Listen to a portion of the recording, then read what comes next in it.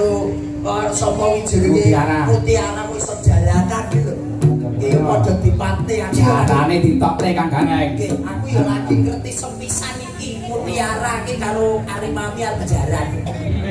Muga-muga kaya dagangane Mbah Nyamut nggih. Mbah Nyamut pelem jaran.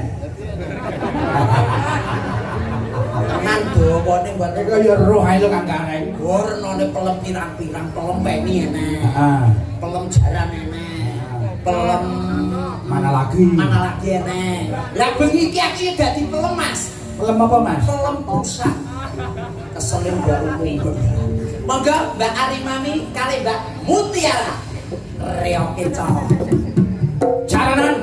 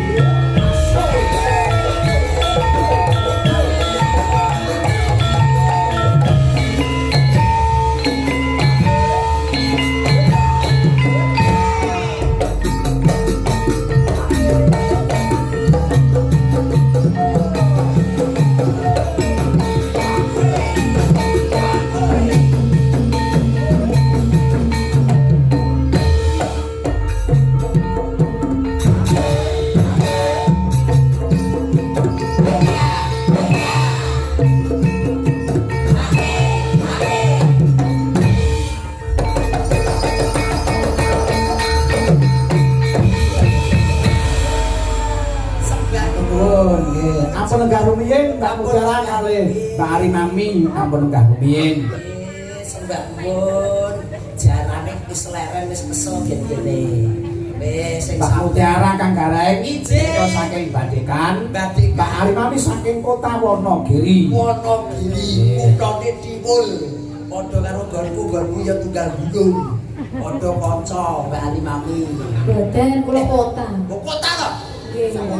Lah nggih ngaku-ngaku sok kenal. Tenan. Banget iki. Kota tenan. Nggih. Ora kota. Kota. Ngan. Boten.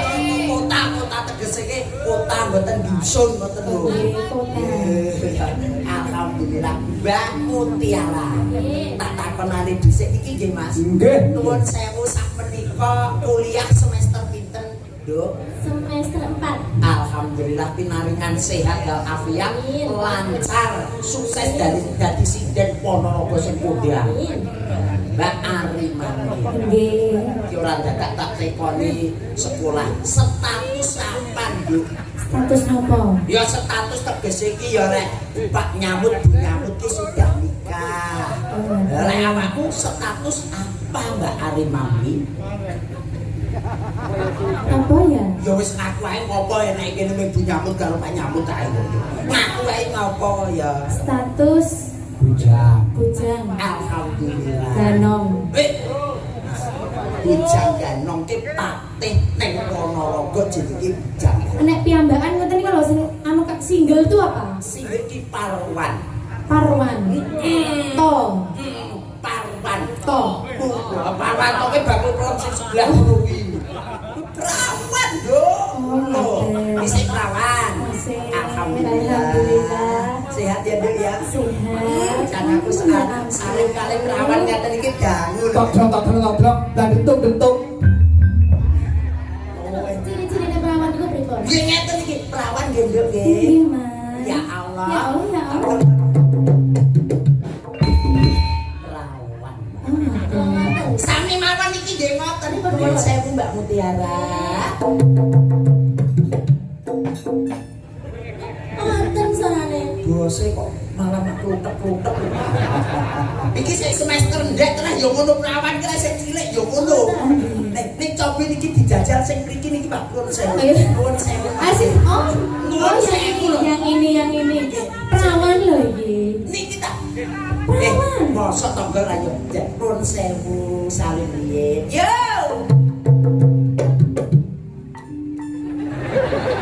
Malah gede ora gaduk. Iki ora gaduk ora. Pripun? Iki bluk. Kok bluk? Ya ora nek suarane blas. Ora nek sitik-sitik kok ya. Kopong. Ya, Mbak Ari Mami, Mbak Mutiara, mbok bilih wonten pamunggutan saking macane. Nggih. Menika monggo dipinakan. Ninggal katresnan. Ninggal katresnan. Iki sedulur Mangkodono, sedulur Tegalombo